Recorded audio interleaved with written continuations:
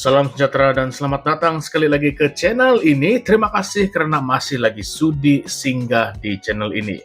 Channel di mana kita akan bincang isu-isu panas tanah air dengan lebih dalam dan juga jujur.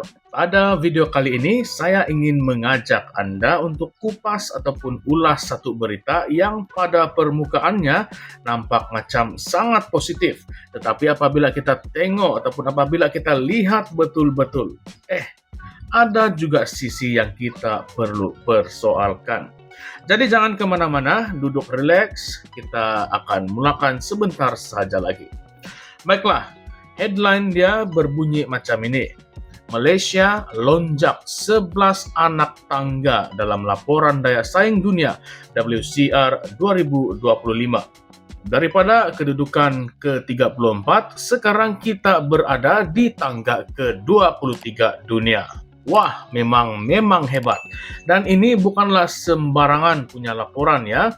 Ini adalah daripada World Competitiveness Ranking yang dikeluarkan oleh Institute for Management Development ataupun IMD dari Switzerland. Sumber yang sangat dihormati dalam penilaian ekonomi global. Menariknya, tahun lepas kita jatuh 7 anak tangga, tetapi tahun ini bukan setakat pulih, tetapi terus melompat naik 11 anak tangga. Jarang-jarang berlaku lonjakan macam ini di dalam ekonomi global. Profesor Emeritus Dr. Baryoyai Bardai, seorang pakar ekonomi yang disegani, telah berkata ini adalah semua hasil dari gabungan dasar fiskal yang lebih berhati-hati, pelaksanaan subsidi bersasar, dan yang paling penting, keyakinan pelabur asing terhadap Malaysia. Bila sebut dengan jelas, ekonomi kita bukan sahaja sudah pulih, tetapi lebih baik daripada sebelumnya. Tetapi kejayaan ini bukanlah datang dengan mudah, dan bukan juga semua orang dapat ataupun rasa nikmatnya secara langsung. Kita tengok dulu satu faktor utama yang telah disebut, yaitu subsidi bersasar. Ini antara langkah paling kontroversi yang kerajaan buat kebelakangan ini.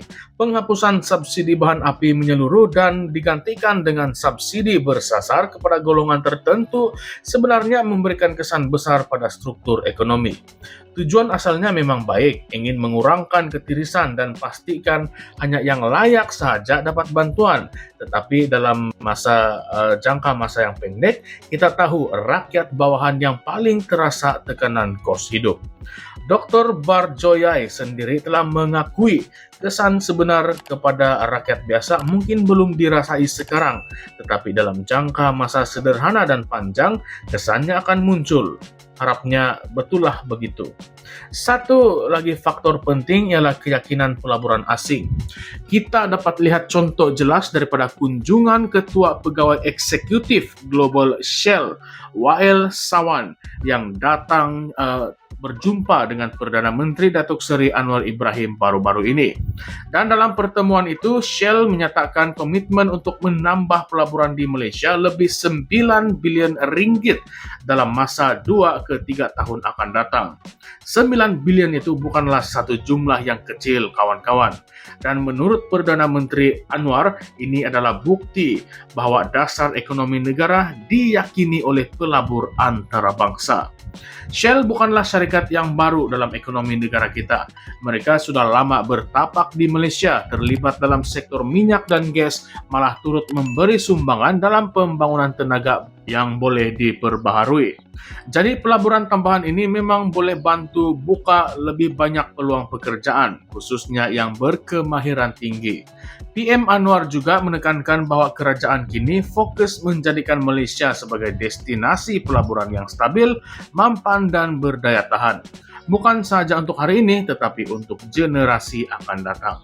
Tapi sekarang ini saya ingin bertanya kepada kamu semua dengan jujur. Rakyat biasa, pekerja kilang, penjawat awam, peniaga kecil, ibu bapak yang sibuk cari rezeki untuk anak-anak. Kamu rasa akan adakah perubahan yang kerajaan kata sedang berlaku ini? Harga barang makin turun atau tidak? Ataupun gaji kamu naik selari dengan prestasi ekonomi negara yang dikatakan sedang memuncak ini? Kalau kita tengok laporan IMD itu sendiri, memang betul ada peningkatan dalam pelbagai aspek, termasuklah infrastruktur digital, kecekapan kerajaan, pelaburan awam, dan keberkesanan dasar pro-perniagaan. Tapi semua itu nampak lebih kepada angka dan polisi. Dalam kehidupan seharian rakyat, masih ramai yang mengeluh tentang tekanan kos hidup, ketidakstabilan pekerjaan, dan kesukaran memiliki rumah. Dan ada satu lagi soalan yang penting. Bila syarikat asing macam Shell datang melabur besar-besaran, siapa sebenarnya yang untung? Adakah anak-anak muda tempatan yang akan dapat kerja dan gaji yang tinggi? Atau pelaburan itu hanya akan menguntungkan segelintir syarikat konsesi dan juga kroni politik? Kita tidak boleh pandang sebelah mata saja ya. Sebab sejarah banyak kali tunjuk yang pelaburan asing yang tidak dikawal rapi boleh menyebabkan negara hilang kawalan terhadap sumber sendiri. Kita tidak ingin menjadi negara yang sekadar jadi tukang gali hasil bumi untuk syarikat luar, tetapi rakyat sendiri masih lagi hidup dalam kesusahan. Dan kenapa Shell tiba-tiba begitu yakin dengan Malaysia? Adakah karena dasar ekonomi sekarang betul-betul mesra pelabur? Atau adakah kerajaan terlalu longgar memberikan insentif dan kemudahan kepada pelabur luar sampai terpaksa mengalah dalam isu-isu seperti peraturan alam sekitar, tenaga boleh diperbaharui, ataupun hak pekerja? Jangan lupa juga dalam beberapa tahun lepas, beberapa syarikat besar asing juga telah meninggalkan Malaysia. Antara yang paling disebut ialah Tesla yang akhirnya pilih India untuk pusat serantau mereka.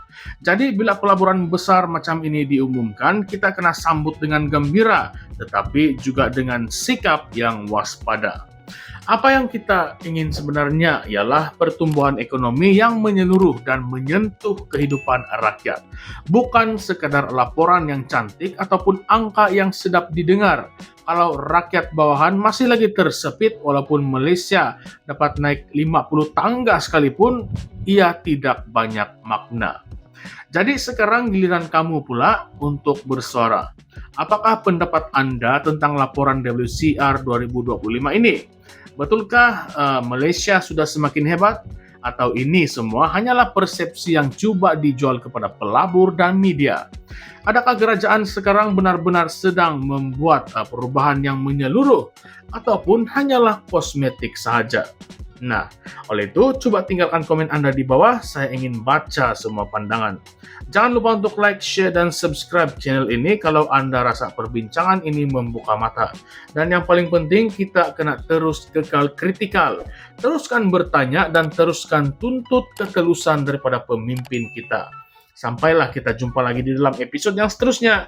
Ini saya ucapkan kekal celik, kekal peduli, dan jangan pernah berhenti berpikir. Jumpa lagi di channel ini, Currents VMY. Salam sejahtera, salam perjuangan, salam reformasi. Dan sekian sahaja semua. Terima kasih.